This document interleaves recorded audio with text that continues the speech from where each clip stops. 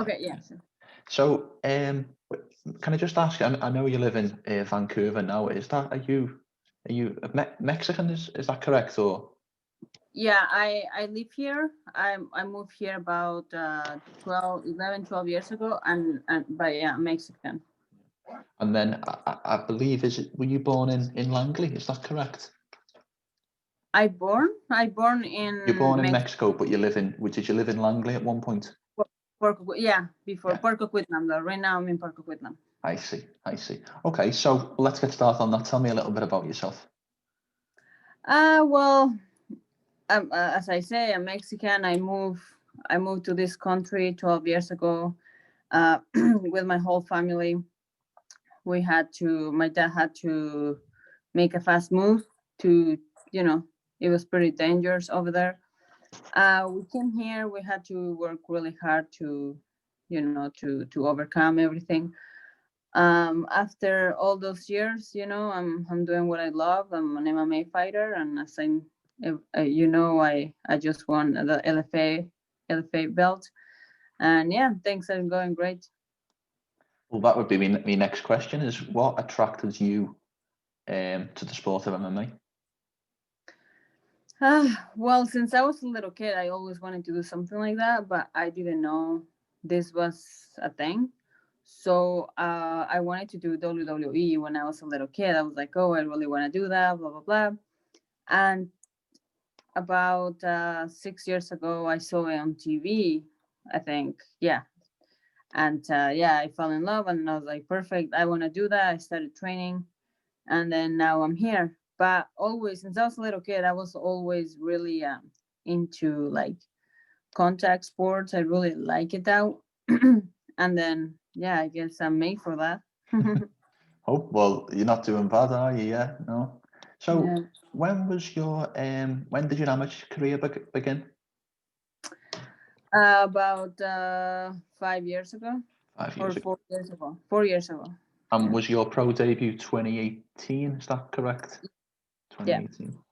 Um, so one of the questions I wanted to ask, and it's something that I try to ask a lot of my guests, is obviously training with the whole COVID situation now. With some of the guests I've had on have obviously had important fights, but you had a title fight.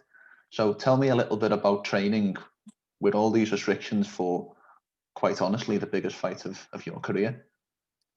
Yeah, well, of course we keep it nice and small, right? Every time it was the same people that I was training with, and I mean those people are the one that has been with me since I started fighting. So yeah, I mean keep it small. It's small numbers, and just train hard, and that's it. Yeah. And obviously, we saw how the fight played out. What was the game plan going in? Do you feel like you executed that game plan?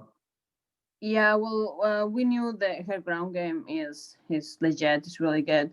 So pretty much it was just I we don't really have like a specific game plan.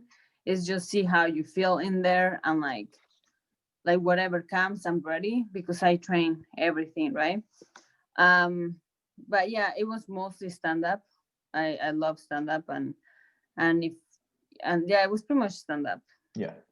Is boxing or kickboxing your first discipline? It was judo actually. Judo. My first, Oh, yeah, when I was a kid, yeah.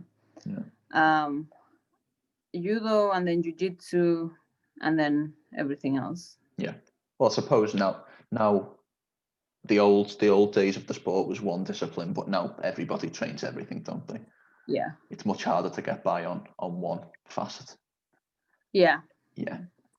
So one thing I did want to touch on, we saw the fight, and the fight was ruled a majority decision, which means I think the scorecards were 49-46, 48-47, and 47-47. One judge had it a draw. Were you surprised by that at all? Because watching the fight back, I thought it was quite dominant, to be honest.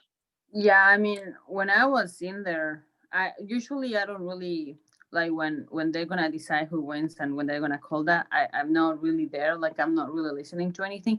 I just thought I did enough to win all the rounds. If anything, let's say let's give her one. But yeah, that was kind of weird. I thought, but what can you do? Mm. If you go to distance, you got to deal with those things. So Yeah. that's on me. Thankfully, nothing. We've seen strange decisions the last couple of years. So thankfully, nothing like that happened. Yeah. Was Yeah. it strange fighting in an arena without any fans? I know LFA doesn't have a massive crowd attendance, but was it strange fighting in an empty arena? No, like I was ready for like no noise whatsoever. I was ready for that mentally. Like I've been always fighting with people, with so many people around, and that's really cool. I love when all the people is there, but also I'm okay fighting with no one there. Like doesn't really bug me.